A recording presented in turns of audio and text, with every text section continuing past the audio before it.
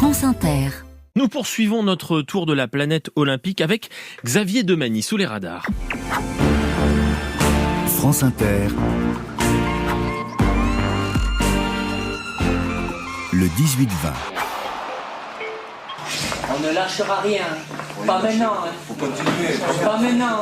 On se met mis là. On a fait le plus dur, mais il y a encore 45 minutes de folie. On connaît cette voix. Oui, on la connaît. Xavier, ce soir, vous nous emmenez dans un vestiaire mythique. Oui, vestiaire mythique d'une équipe qui l'est tout autant, celle de Zizou, Deschamps, Barthez, C'était lui là, Thuram. Deschamps. Voilà, vous voyez de qui je veux parler, Oui. Les Bleus de 98 évidemment. Ce qu'on entendait effectivement, c'était un petit clin d'œil, extrait du documentaire Les yeux dans les bleus, débrief à la mi-temps du France-Brésil de l'époque. Bref, nous sommes donc au Stade de France où 50 décathloniens et heptathloniens vont avoir le privilège de profiter de cette pièce occupée en son temps par les joueurs d'Aimé Jacquet. Alors je vous rassure, ce vestiaire n'est pas resté figé ces 26 dernières années. Il est évidemment régulièrement utilisé pour les matchs qui ont lieu à Saint-Denis, mais c'est d'ordinaire par des footballeurs ou des rugbymen, pas pour des épreuves d'athlétisme. Là, il a été aussi aménagé en fonction, bien entendu. L'idée, explique l'un des directeurs sportifs de Paris 2024, c'est de faire résonner dans l'esprit des sportifs le caractère historique du lieu et pourquoi pas provoquer un déclic chez nos Français.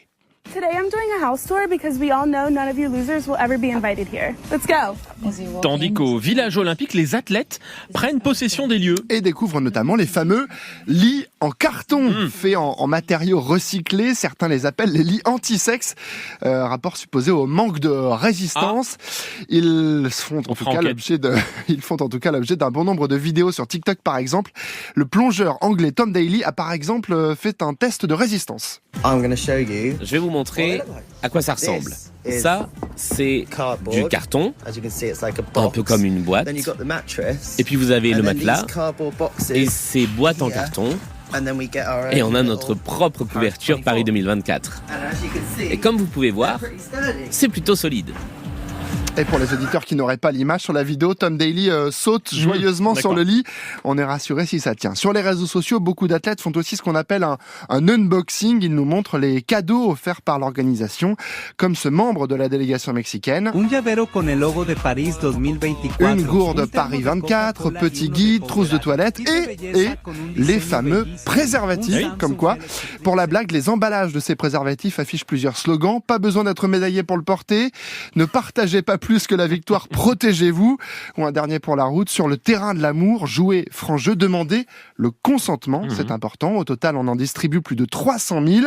Autre super cadeau, les plus de 10 000 athlètes ont tous reçu un téléphone Samsung, modèle dernier cri, pas encore sorti sur le marché, édition spéciale. Le groupe coréen est l'un des principaux partenaires des Jeux. On termine, Xavier, avec ces conseils adressés aux professionnels du tourisme. Oui, pour être très honnête, Jérôme, j'ai découvert l'existence d'Atout France, une agence nationale de développement touristique.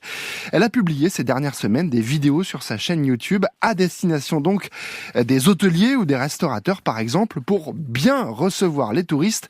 Exemple, les petits tips, comme on dit en anglais, fournis par ce Flamand d'origine. Les Belges ont le sens de l'autodérision et ne se prennent pas au sérieux. Cependant, il n'est pas toujours aisé d'être drôle dans une autre langue. Soyez donc sensible à leur sens de l'humour, même s'il est différent de vous. Voilà, la vidéo pour nos amis belges, celle pour nos amis britanniques a été repérée par le Times. Elle conseille de faire le plein de sachets de thé, de ne surtout pas parler politique, ni de la famille royale, mais plutôt de la météo. Alors mon conseil à moi, soyez sympa, naturel et surtout prenez les gens comme ils viennent. Voilà, évitez les clichés s'il vous plaît. Merci Xavier Demagny.